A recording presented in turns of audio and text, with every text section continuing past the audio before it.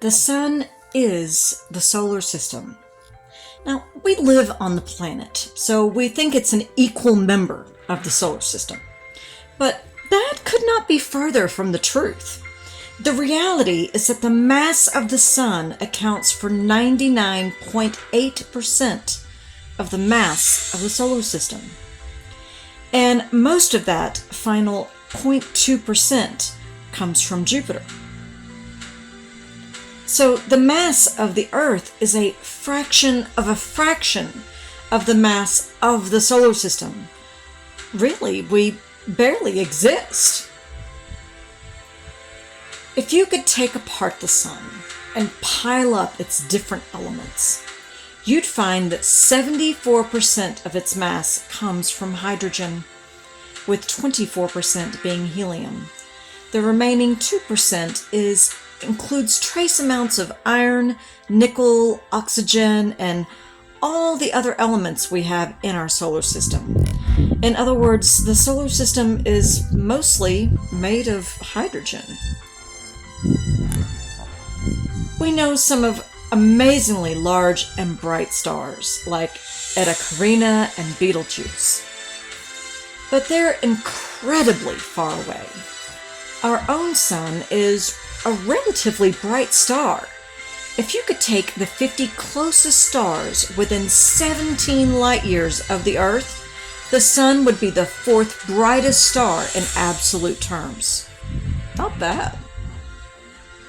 With a diameter of 109 times the size of Earth, the sun makes a really big sphere. You could fit 1.3 million Earths inside of our sun. Or you could flatten out 11,990 Earths to cover the surface of the sun. That's big. But there are some much bigger stars out there. For example, the biggest star that we know of would almost reach Saturn if it were placed inside the solar system. Astronomers think that the sun and the planets formed from the solar nebula about 4.5 billion years ago.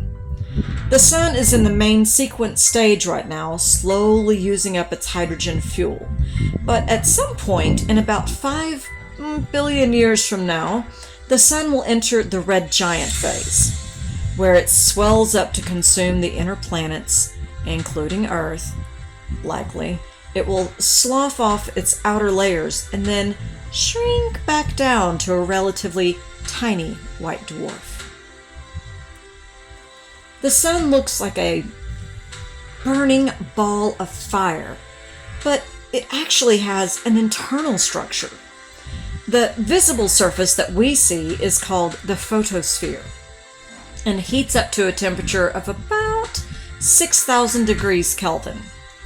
Beneath that is the convective zone, where heat moves slowly from the inner sun to the surface and cooled material falls back down in columns.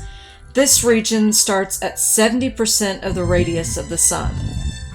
Beneath the convective zone is the radiative zone. In this zone, heat can only travel through radiation.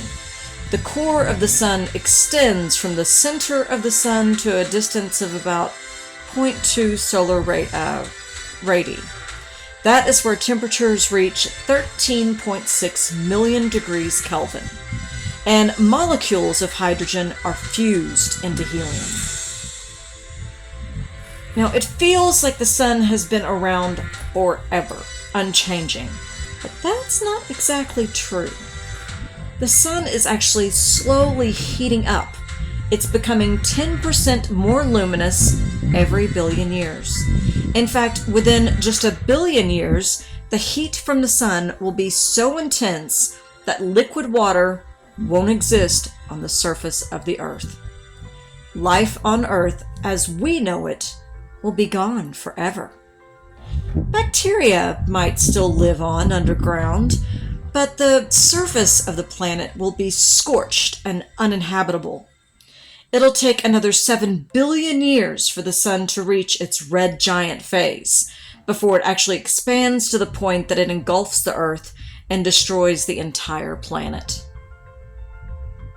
Unlike the planets, the Sun is a great big sphere of hydrogen gas.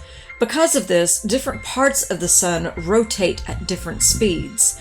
You can see how fast the surface is rotating by tracking the movement of sunspots across the surface. Regions at the equator take about 25 days to complete one rotation, while features at the poles can take 36 days. And the inside of the Sun seems to take about 27 days. The outer atmosphere is hotter than the surface. The surface of the Sun reaches temperatures of 6,000 degrees Kelvin, but this is actually much less than the Sun's atmosphere. Above the surface of the Sun is a region of the atmosphere called the chromosphere, where temperatures can reach 100,000 degrees Kelvin. But that's nothing. There's an even more distant region called the corona, which extends to a volume even larger than the Sun itself. Temperatures in the corona can reach 1 million Kelvin. The most famous spacecraft sent to observe the Sun is the Solar and Heliospheric Observatory built by NASA and ESA and launched in December of 1995. SOHO has continuously been observing the Sun since then and sent back countless images. A more recent mission is NASA's Stereo spacecraft. This was actually 2 spacecraft launched in October of 2006. These twin spacecraft were designed to watch the same activity on the Sun from 2 different vantage points, to give a 3D perspective of the Sun's activity and to allow astronomers to better predict space weather. It is a common misconception that the Sun is yellow or orange or even red, as you see in my videos quite often. However, the Sun is essentially all colors mixed together, which appear to our eyes as white. This is easy to see in pictures taken from space. The Sun does not burn like we think of logs in a fire or paper burning. The Sun glows because it's a very big ball of gas, and a process called nuclear fusion is taking place inside of its core.